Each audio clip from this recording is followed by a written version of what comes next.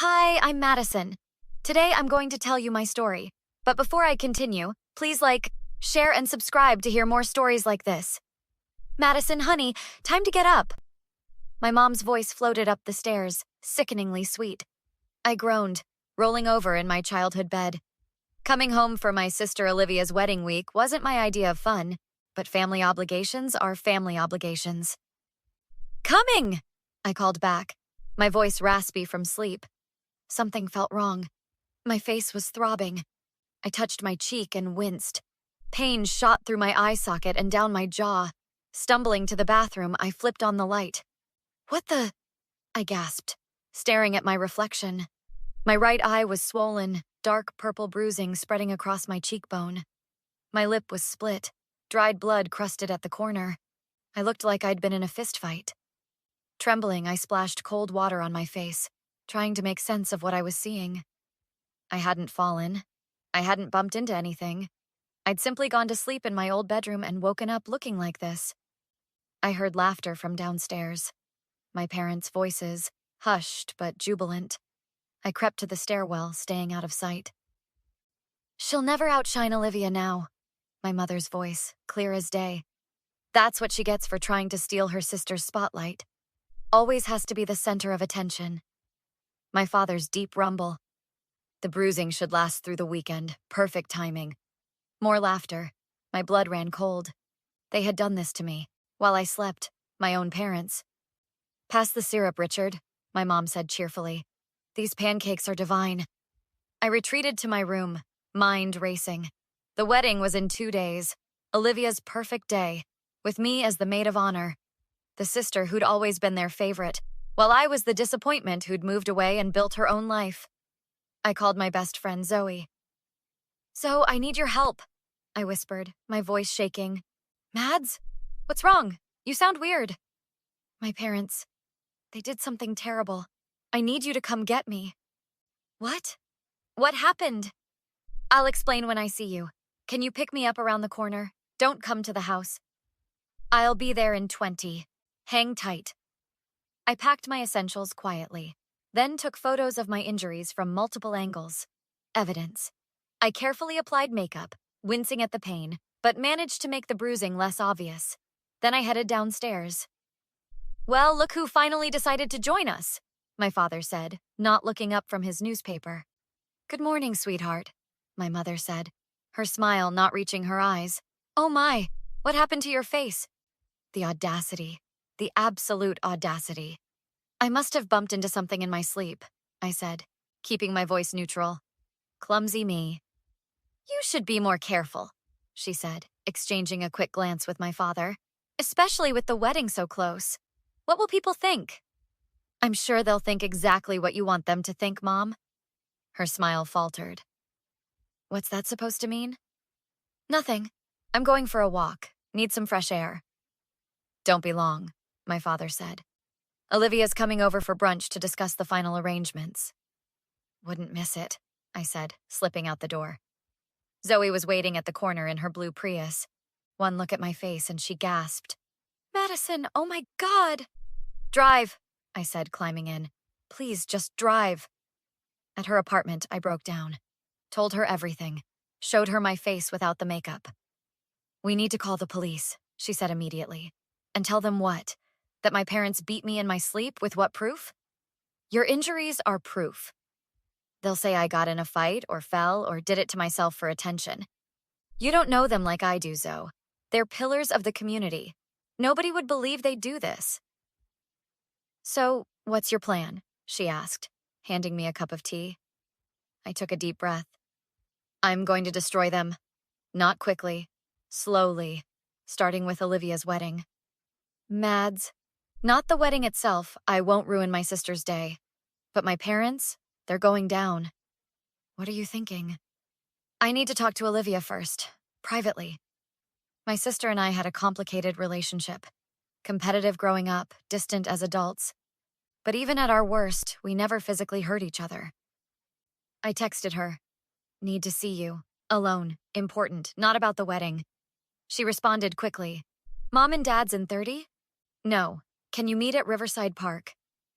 "Please, Liv, it's important. Fine, 45 minutes. Zoe drove me to the park. Olivia was waiting on a bench, scrolling through her phone. When she saw my face, even with the makeup, she stood up. What happened to you? Mom and Dad happened. Her eyes widened. What are you talking about? They did this to me while I was sleeping last night, to make sure I wouldn't look better than you at your wedding. That's insane. They wouldn't. I heard them, Liv. They were laughing about it over breakfast.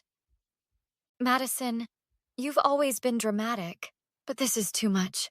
Even for you. I carefully wiped away the makeup, revealing the full extent of the bruising. Oh my God, she whispered. But they couldn't have. Remember when your prom dress mysteriously got bleach stains the night before, and they blamed me? Or when my college acceptance letter got lost in the mail until after the deadline? It's always been like this, Liv. They've always pitted us against each other. She sat down heavily. What do you want me to do? Cancel the wedding? No, I want you to help me expose them, not at your wedding, after. How? First, I need you to act normal, like nothing's happened. I'll come to brunch with a story about falling. You just go along with it. And then what? I have a plan, but I need to know if you're with me or against me. Olivia looked at me, really looked at me, maybe for the first time in years. I'm with you, she said finally. What's the plan? At brunch, I played my part perfectly. Clumsy Madison, always getting into scrapes. I watched as my parents exchanged satisfied glances when Olivia's fiancé, James, commented on my face. Wow, Madison, that looks painful, he said. Just a little accident, I replied, smiling through the pain. Nothing to worry about. Such a shame it happened right before the wedding, my mother said, patting my hand. But I'm sure the makeup artist can work wonders. Speaking of which, Olivia cut in, I was thinking Madison should get ready at my place instead of here. Girl time, you know? My mother's smile tightened. But we'd planned for all the bridesmaids to get ready here. I know, but I need some sister time. You understand, right? My father frowned. Your mother's put a lot of effort into the arrangements, Olivia. It's my wedding, Dad, Olivia said firmly. Madison is getting ready with me. I fought to keep my expression neutral. Phase 1 of the plan was in motion. After brunch, I returned to Zoe's apartment. Olivia met us there with her fiancé, who was horrified when I showed him my injuries. This is assault, James said. He was a lawyer, which was about to come in very handy. We need to document everything. Already started, I said, showing them the photos I'd taken. What exactly are you planning? James asked. First, I need to get through the wedding without causing a scene, I said. But I've been thinking about something else too. I explained my plan. Simple, but effective. That's actually brilliant, Olivia admitted. But risky. Everything worth doing is risky, I replied. The next day, I put my plan into motion. I returned to my parents' house to collect the rest of my things, making sure to arrive when they were both home. Madison, where have you been? My mother demanded. We've been worried sick. I stayed at a hotel. I lied. Needed some space. Well, that was dramatic and unnecessary, my father said. Your sister's been looking for you. I talked to her. We're good. Your face is looking better, my mother commented, studying me. The swelling's going down. Yes, I said, meeting her gaze. Amazing how injuries heal. She shifted uncomfortably. Well, don't forget we have the rehearsal dinner tonight. Wouldn't miss it, I said, heading upstairs. In my bedroom, I quietly closed the door and got to work. I placed a small device Zoe had given me under the bed. Not a recording device. Something much more interesting. The rehearsal dinner went smoothly. I played the part of the supportive sister, while my parents basked in the glow of their perfect daughter's impending wedding. If they noticed anything off about Olivia's behavior toward them, they didn't show it. The wedding day arrived. As planned, I got ready at Olivia's apartment with the other bridesmaids. The makeup artist did an incredible job concealing my injuries. What happened? She asked sympathetically. Family drama, I said simply. At the ceremony, I stood beside my sister, smiling for the photos. My parents sat in the front row, beaming with pride. If only they knew what was coming. The reception was beautiful. Speeches were made, champagne flowed, and everyone commented on what a perfect family we were. I almost laughed out loud. As the night wound down, Olivia pulled me aside. "Are you ready?" she asked. "Born ready," I replied. We gathered my parents, James, and Olivia's new in-laws for a private toast in a separate room. "Before you all leave," Olivia said, raising her glass, "I wanted to have a special moment with just family." "How thoughtful," my mother gushed. "Yes," I agreed. "Very thoughtful. In fact, I have something I'd like to say too." I set my phone on the table and pressed a button. Suddenly, the room filled with my parents' voices from the morning after they'd assaulted me. "She'll never outshine Olivia now. That's what she gets for trying to steal her sister's spotlight. The bruising should last through the weekend. Perfect timing." Their faces drained of color. "What is this?" my father sputtered. "Remember the device I planted in my room? Not a recorder, a speaker, connected to my phone. I just played back what I heard you say that morning. What you didn't know is that while you were saying these things, I was recording you with my phone from the stairwell." "You set us up," my mother hissed. "No, Mom. You set yourselves up when you decided to assault your own daughter in her sleep." James's parents looked horrified. "Is this true?" James's father asked. "Of course not," my mother cried. "Madison's always been attention-seeking and jealous of her sister." I carefully wiped away my makeup, revealing my still bruised face. "Tell them, Olivia," my father demanded. "Tell them your sister is lying." Olivia stood firm beside me. "I believe Madison, and I've seen the bruises up close. No one does that to themselves." "You're choosing her? After everything we've done for you?" my mother spat. "I'm choosing the truth," Olivia replied calmly. James stepped forward. "Mr. and Mrs. Taylor, as an officer of the court, I'm obligated to report assault. What you did is a criminal offense." "You wouldn't," my father growled. "Actually," I interjected, "I already filed a police report yesterday. They're waiting to speak with you." On cue, 2 plainclothes officers entered the room. They'd been guests at the wedding, friends of James from law school. "Richard and Diana Taylor," one of them said. "We need to ask you some questions about an alleged assault on your daughter." The look on their faces was priceless. Pure shock giving way to fury, then fear. "This will ruin us," my mother whispered.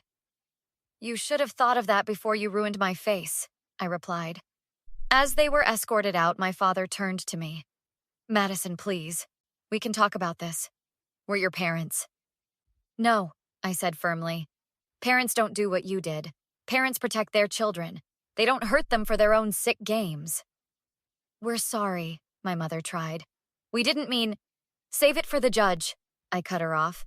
"I'm not interested in your apologies." 6 months later, my parents pleaded guilty to assault charges. They got probation, community service, and mandatory therapy. But the real punishment came from the community they'd valued so much. Their friends abandoned them. My father's business partners distanced themselves. My mother lost her position on the charity board she'd cherished. The social consequences hit them harder than the legal ones.